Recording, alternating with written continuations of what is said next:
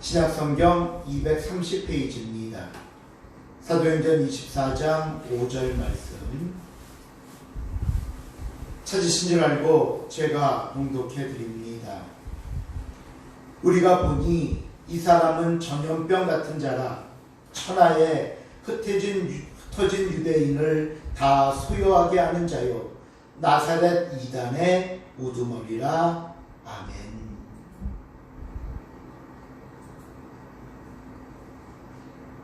새해 들어 다시 사도행전으로 돌아왔습니다.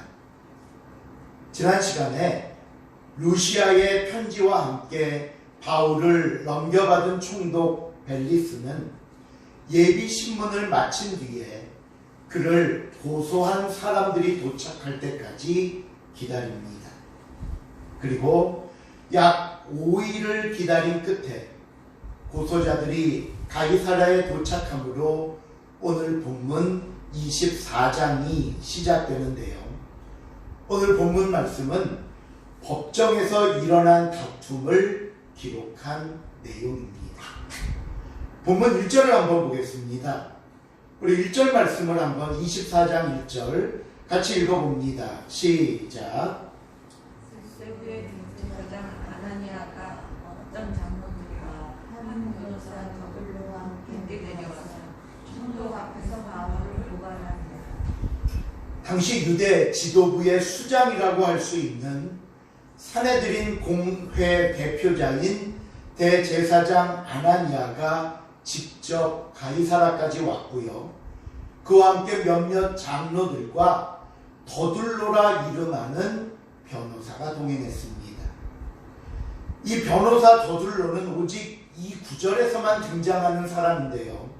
짐작하건대 그는 로마법에 해박하고 바울에 대한 고소를 효과적으로 헬라어로 말할 수 있는 사람이 아니었겠는가 싶습니다.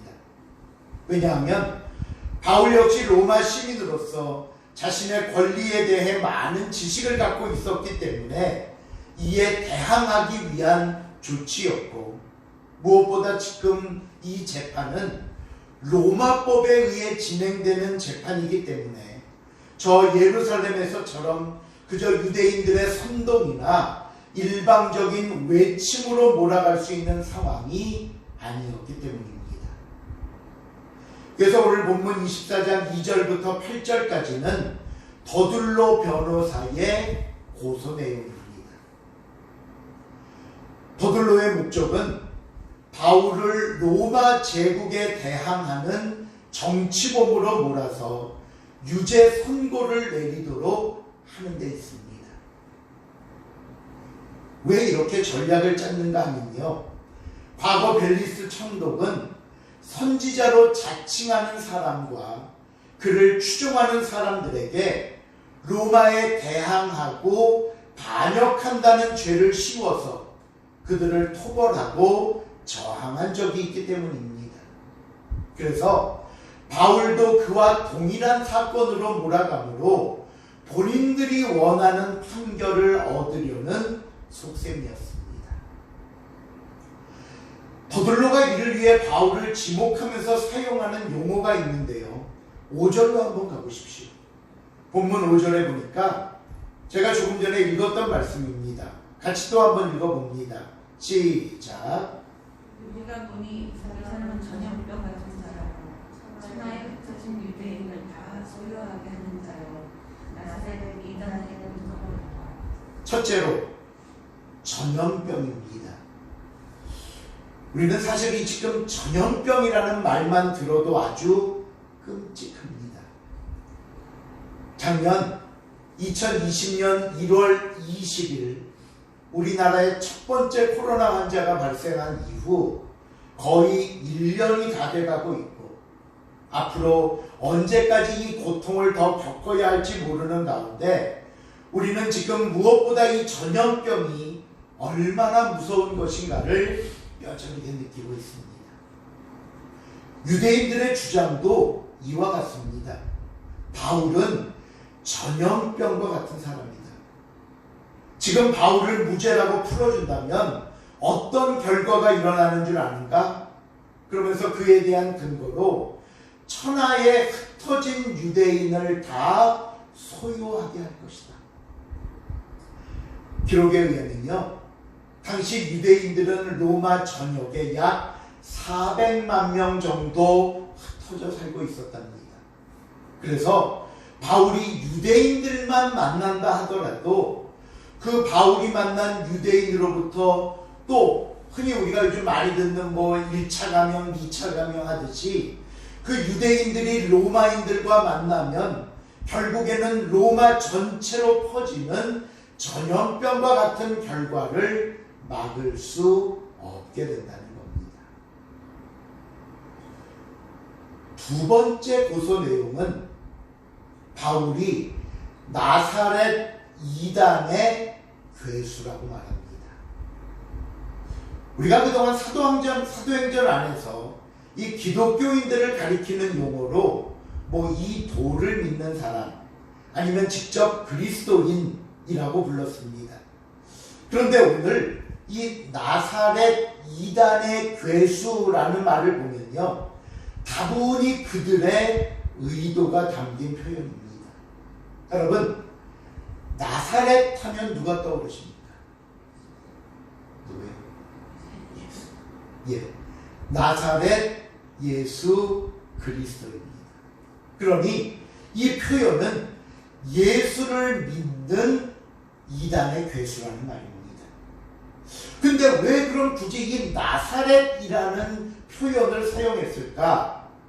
그 이유는요, 지금 바울이 전하고 있는 이 도, 그들에게는 하나의 도겠죠. 그렇죠? 유대인들이 이단이라고 표현하고 있는 이 기독교라는 집단은 나사렛이라는 작은 마을을 근거로 두고 생긴 신흥 세력, 신흥 이단으로서 지금 우리와 같은 정통 유대교와는 아무 상관이 없다는 것을 말하고 싶었던 겁니다. 그러니까 자신들과 바울을 분명하게 선을 그으려고 한 겁니다. 세 번째, 그들이 주장하는 바울의 죄는 본문 6절에 나옵니다. 6절에 보시면요, 그가 또 성전을 더럽게 하려 함으로 우리가 잡았사오니 라고 말합니다. 지금까지 전염병이다, 나사렛 이단의 괴수다라는 말을 썼지만 이것만으로는 바울의 죄를 입증하기는 쉽지가 않았습니다. 그래서 내세운 세 번째 죄는 성전을 더럽히는 현행범을 잡은 것이라고 말을 합니다. 성전은 로마가 유대인들에게 인정한 고유한 특권이었습니다. 그 특권을 무시하고 방해하는 것은 곧 로마에 대한 대항이고 반역이었기 때문에 우리가 그 현장에서 바울을 잡아왔다는 겁니다. 그러면서 8절에 총독께서 바울을 직접 신문하시면 우리가 왜 그를 고발했는지 아실 것이라는 이야기로 그의 말을 마무리합니다. 자, 그럼 이제 누가 변론을 해야 될까요? 바울이죠. 바울 차례입니다. 변론의 기회를 얻은 바울이 이야기를 시작하는데요, 10절부터 20절까지 바울의 변론이 나옵니다. 바울은 앞에서 세 번째로 제시한 성전에서 소동을 일으키다가 현행범으로 잡혔다는 것에 집중해서 변론을 시작합니다.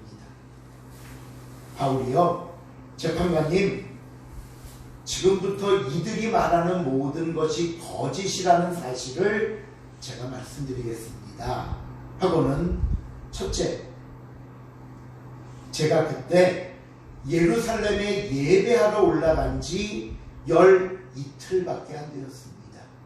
이 말은 뭐예요? 그 짧은 시간에 내가 무엇을 모의하고 사람들을 모으고 실행에 옮길 수 없는 시간이라는 거예요.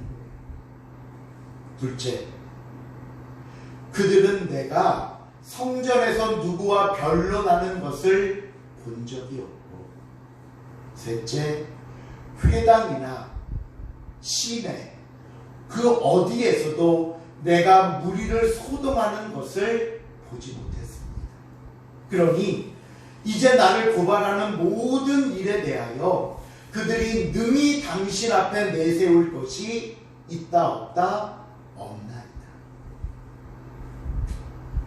우리가요 어떤 사건을 하나 놓고 한쪽에서는 이 사람이 했다 그러고 한쪽에서는 하지 않았다고 할 때 어느 쪽에서 증거를 제시해야 될까요?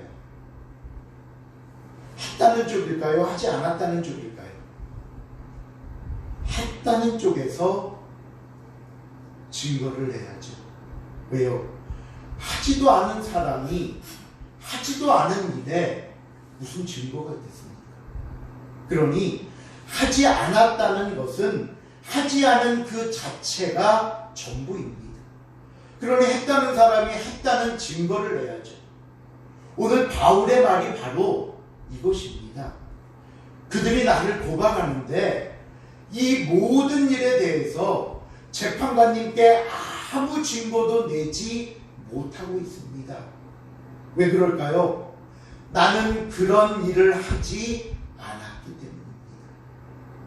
바울의 명쾌한 변론입니다. 그리고 나서 바울은 자신이 정치적인 목적을 가지고 예루살렘을 방문하지 않았음을 이어서 말하는데 바로 우리가 앞에서 다 살펴봤던 내용입니다. 여러분들 그 바울이 예루살렘에 도착해서 어떤 일들을 했었는지 한번 기억하시면서 이 바울의 이야기를 들어보시면 될 것 같습니다. 바울이 이어서 말하기를 첫째로 내가 예루살렘을 방문한 목적은 여러 해 만에 전도 여행을 마치고 내가 내 민족을 구제할 헌금과 내가 특별히 하나님께 드릴 제물을 가지고 온 것뿐이다. 둘째, 나는 예루살렘에서 결례를 해갖고 마침 머리 깎는 사람들이 있다고 해서 그 비용을 지불했다. 셋째, 난 그 안에서 어떤 모임도 갖지 않았고 어떤 소동도 일으키지 않았고 그저 성전에 있던 것을 그들이 보았다. 넷째, 그런데 아시아에서 온 유대인이 나를 이렇게 만들고는 오늘 이 자리까지 오게 했는데 만일 그 아시아에서 온 유대인들의 말이 사실이라면 그들이 직접 당신들 앞에 와서 고발하지 않겠느냐. 그러니 만일 그들의 말이 사실이라면 내가 공회 앞에 섰을 때 무슨 옳지 않은 일을 보았는지 그들을 불러서 말하라 하십시오. 직접 와서 말하라 하십시오. 그러니 나는 지금까지 예루살렘에 도착해서 종교적인 행동만 했습니다. 그런데도 나를 붙잡는다면 이건 종교적 문제이고 유대교 내부의 문제이므로 오늘 내가 이렇게 로마법에 의해 재판받을 상황은 아니라는 바울의 주장입니다. 이제 양측의 변론과 주장들이 다 마무리됐습니다. 이제는 이 모든 이야기를 들은 총독 벨릭스의 판결만을 남겨두고 있습니다. 벨릭스가 모든 이야기를 듣고 이렇게 말합니다. 우리 저 뒤에 22절로 한번 가볼까요? 22절 말씀 시작. 내가 이들에 관한 것을 더 자세히 알고 연기하여 이르되 선부장 루시아가 내려오거든 너희 이를 처결하리라 하고. 벨릭스는 이 도라고 말하는 예수님에 관한 일을 이미 알고 있었답니다. 그러니까 바울의 복음을 알고 있었던 얘기죠. 그가 어느 정도 알고 있었는지는 알 수 없지만 지금 유대인들이나 거둘로의 주장과는 달리 바울이 무죄라는 것만은 그도 알고 있다는 내용입니다. 그래서 벨릭스가 두 가지 결정을 내리는데요. 첫째는 천부장 루시아가 이곳에 올 때까지 판결을 미루는 것이고 둘째는 그 다음 23절을 보시면요. 백부장에게 명하여 바울을 지키되 자유를 주고 그의 친구들이 그를 돌보아 주는 것을 금하지 말라 말합니다. 이는 바울을 옥에 가둔 게 아니라 집안의 가택연금 수준으로 처한 것으로 보이고요. 보기에 따라서는 바울을 보호해 주면서 그에게 자유도 주고 또 주변 친구들이 바울을 돌봐줄 수 있도록 선처를 베푼 것으로 보여집니다. 그리고 나서 마지막 27절을 보시면요. 이태가 지난 후, 이태는 뭐예요? 2년이 지난 후 보르기오 베스도가 벨릭스의 소임을 이어받았다라고 말합니다. 벨릭스는 바울에 대한 판결을 하지 않고 2년이나 시간을 끌면서 자기의 임기를 다 마치고 다음 총독으로 부임한 베스도에게 이 모든 사건을 넘겼다는 겁니다. 우리가 이 상황을 보면서 이런 질문을 해볼 수 있습니다. 아니, 죄가 있으면 벌을 내리고 죄가 없으면 석방을 할 것이지 무슨 2년 동안 질질 끌면서 이게 무슨 일인가 싶습니다. 하지만요, 당시 벨릭스는 바울이 죄가 없다고 할지라도 쉽게 풀어줄 수가 없었습니다. 왜냐하면요, 본문 27절 제일 마지막에 보니까 벨릭스가 유대인의 마음을 얻고자 하여 바울을 구류하여 두었다, 붙잡아 두었다 말합니다. 우리가 이 부분을 이해하기 위해서 당시 정치적 상황들을 알아야만 합니다. 오늘 성경에 나오는 총독 벨릭스, 안토니우스 벨릭스는요, 주후 52년부터 59년까지 유대 지방 총독으로 있었습니다. 그의 형은 로마의 재무장관인 팔레스였고 당시 황제였던 클라우디우스 황제의 총애를 받는 집안이자 형제였습니다. 그 때문에 그들은 흔들리지 않는 권력을 가지고 철권 통치를 하곤 하였습니다. 그러다가 폭정을 견디지 못한 유대인들의 원성이 점점 커지면서 상대적으로 벨릭스의 입장은 그리고 입지가 점점 좁아질 수밖에 없었던 겁니다. 클라우디우스 황제를 이어 새롭게 황제 자리에 오른 우리가 너무나 잘 아는 네로는 주후 59년 벨릭스를 파면합니다. 그래서 우리 성경에 유대 총독이 벨릭스에서 베스도로 바뀌게 되는 겁니다. 지금 이 바울의 재판이 주후 57년경 사건으로 보기 때문에 그러면 2년밖에 안 남은 거잖아요. 59년도에 파면당하니까. 그렇기 때문에 벨릭스의 정치적 입장이 많이 약해진 상태이고요. 그러다 보니까 벨릭스는 자신의 생각만을 앞세워 어떤 판결을 내리기에 어려운 상황이었습니다. 유대인의 눈치도 보고 유대인의 호응도 좀 얻고 할 필요가 있었다는 거예요. 그렇다면 반대로 그럼 바울을 유대인들이 원하는 대로 해주면 되지 않습니까? 또 그러기에는 바울에게 죄가 없다는 것이 부담이었고요. 이 말을 바꾸면 더군다나 바울은 로마 시민이잖아요. 죄 없는 로마 시민을 함부로 하면 이건 유대인의 원성을 사는 것보다 더 큰 잘못을 저지르게 됩니다.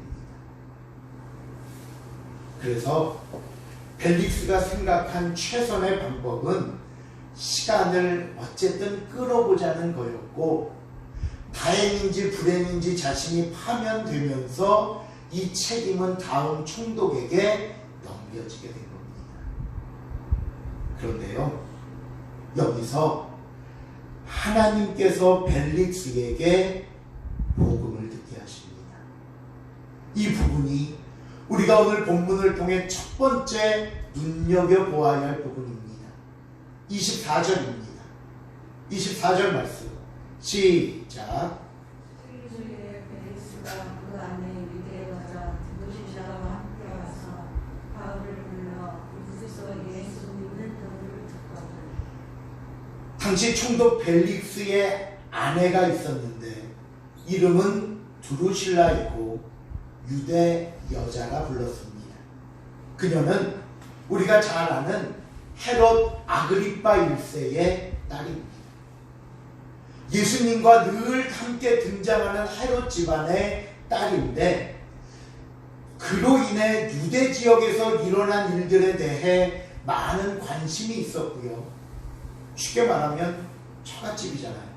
유대 여자를 얻어왔으니까.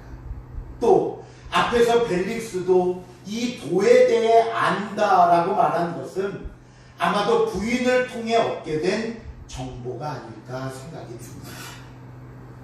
벨릭스는 부인과 함께 바울을 불러 예수 그리스도에 대한 복음을 듣습니다. 그런데 복음을 들은 벨릭스의 반응이 중요합니다. 25절입니다. 시작. 바울이 의와 절제와 장차 오는 심판을 방문하니 벨리스가 두려워하여 대답하되 지금은 가라. 내가 틈에 있으면 너를 부리리라.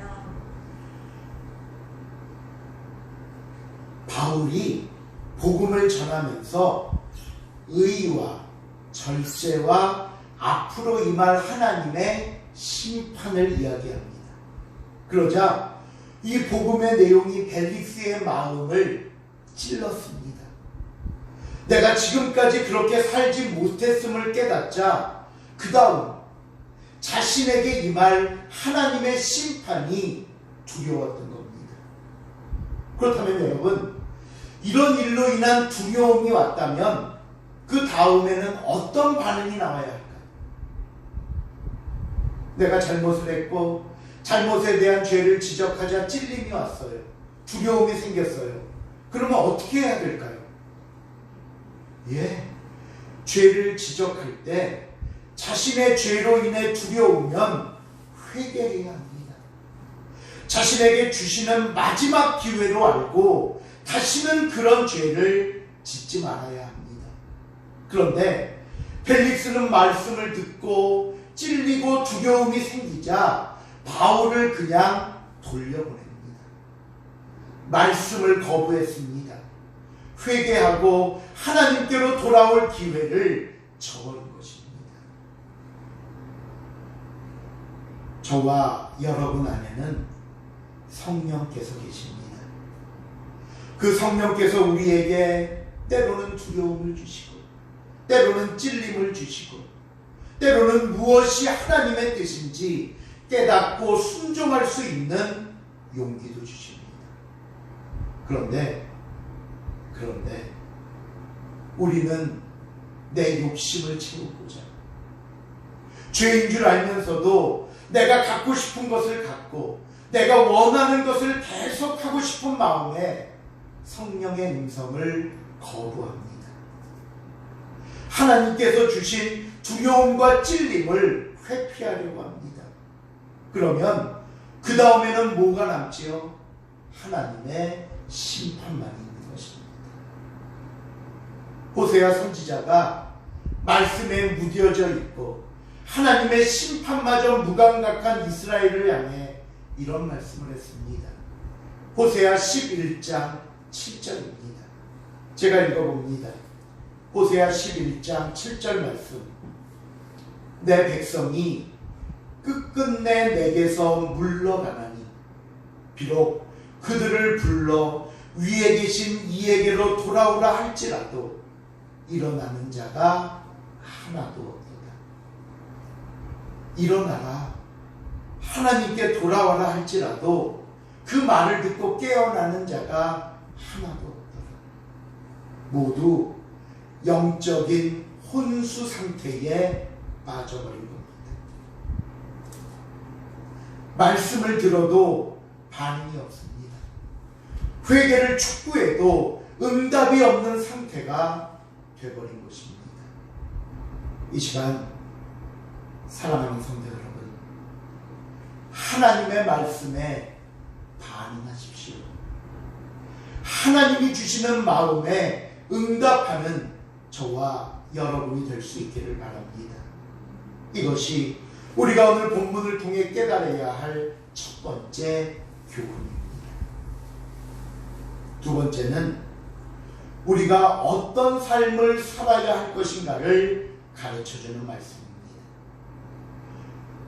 우리가 앞에서 살펴봤지만 유대인들을 변호하기 위해 온 더들로가 바울을 가리켜 이렇게 말을 했습니다. 5절에 보시면 우리가 보니 이 사람은 무엇과 같은 자라? 전염병과 같은 자라. 앞에서도 잠깐 말씀드렸지만 우리는 지금 전염병의 위력에 대해 너무나 잘 알고 있습니다. 그러기에 지금 이 코로나19 속에 있는 상황과 결과를 복음에 대입해 보면 성도는 예수 그리스도를 이웃에 전염시키는 사람들이 되어야 한다는 말씀입니다. 물론 세상의 전염병은 질병과 죽음을 옮기지만 저와 여러분이 전하는 복음은 생명을 주고 치유와 회복을 주며 예수 그리스도 안에서 참된 자유를 허락한다는 사실을 여러분 잊지 마시기를 바랍니다. 특별히 올해 코로나19로 인해 삶의 다양한 영역에서 다양한 모습 속에서 힘들어하고 병들어 있는 사람들에게 예수 그리스도라는 백신과 치료제를 전해주시기 바랍니다. 예수 그리스도의 복음으로 천국을 소망할 수 있기를 바랍니다. 예수 그리스도의 사랑으로 상처받은 마음을 어루만져 줄 수 있기를 바랍니다. 예수 그리스도의 치유와 회복이 무너진 우리의 삶을 다시 세울 수 있기를 바랍니다. 우리는 예수 그리스도를 주변에 전염시키는 사람들이 되어야만 합니다. 말씀을 맺습니다. 바울을 로마로 인도하시려는 하나님의 계획은 한 점도 흐트러짐 없이 진행됩니다. 물론 우리가 원하는 방법은 아닙니다. 매 순간순간 피를 말리는 적전이 있고 한순간이라도 방심하면 곧바로 무너질 수 있는 위기이기도 합니다. 하지만 그 가운데서도 하나님의 돌보심이 있고 위로가 있습니다. 하나님의 계획과 인도하심 속에 우리를 이끌고 가시는 하나님의 방법이 있습니다. 그러기에 오늘도 말씀을 의지하고 순종할 뿐입니다. 나에게 주시는 책임을 다합니다. 내가 가야 할 길을 준비하며 하나님만 바라봅니다. 특히 올해는 새 일을 행하시겠다고 약속하신 하나님, 나를 새롭게 하실 하나님을 소망하면서 하나님의 말씀에 반응하며 예수 그리스도를 전염시키는 저와 여러분의 삶이 될 수 있기를 주님의 이름으로 부탁을 드립니다. 기도하시겠습니다. 사랑의 하나님, 감사합니다. 오늘도 우리에게 주신 말씀을 통해서 우리가 다시 한번 깨닫고 다시 한번 나를 향한 하나님의 뜻이 무엇인가를 발견케 합니다. 하나님, 때로는 내 안에 두려움이 있고 찔림이 있다면 회개케 하시고 다시는 그와 같은 잘못을 반복하지 않게 하시며 그래도 여전히 나를 사랑하시며 내게 또 한 번 기회를 주신 하나님 앞에 나와 무릎 꿇을 수 있도록 주여 도와 주시옵소서. 힘들고 어려운 시기 아직도 하나님을 모르는 사람들, 그리스도의 복음이 필요한 사람들에게 예수를 전할 수 있는 우리의 삶도 되게 하여 주시옵소서. 감사드리오며 예수님의 이름으로 기도하옵니다.